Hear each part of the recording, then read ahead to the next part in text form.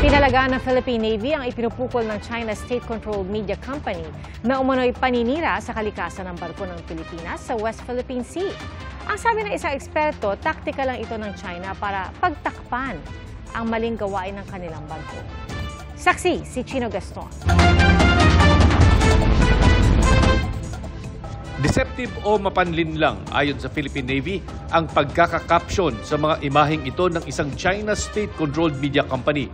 Sa post, kitang may usok na nagmumula sa BRP Sierra Madre, ang nakasadsad na barko ng Pilipinas na nagsisilbing base ng mga sundalo natin sa pinag-aagawang Ayungin Shoal sa West Philippine Sea. Sabi ng caption, mapanira sa kalikasan ng aktibidad sa barko. Pero paglilinaw ng Navy, walang paninira sa kalikasan sa napapanood na video na bahagi lang ng fire drill. The smoke incidentally went beyond what they were intending to exercise. Nevertheless, this was put under control. There was no damage to the environment. All the men aboard the ship are safe. The exercise was conducted successfully. Hindi rin umano pwedeng isang tabi ang posibilidad na bahagi ng information warfare ang kumakalat sa Chinese social media na dating bahagi ng China ang Palawan. Information warfare is being waged against us.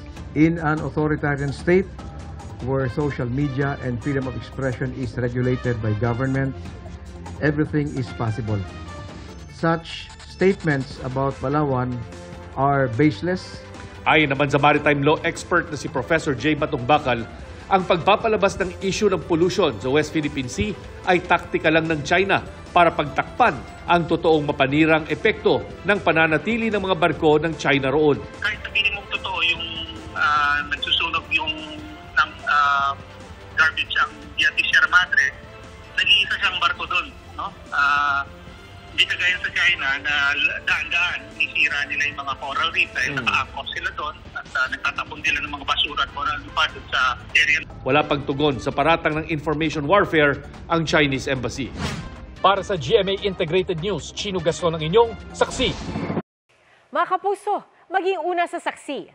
Mag-subscribe sa GMA Integrated News sa YouTube para sa iba't ibang balita.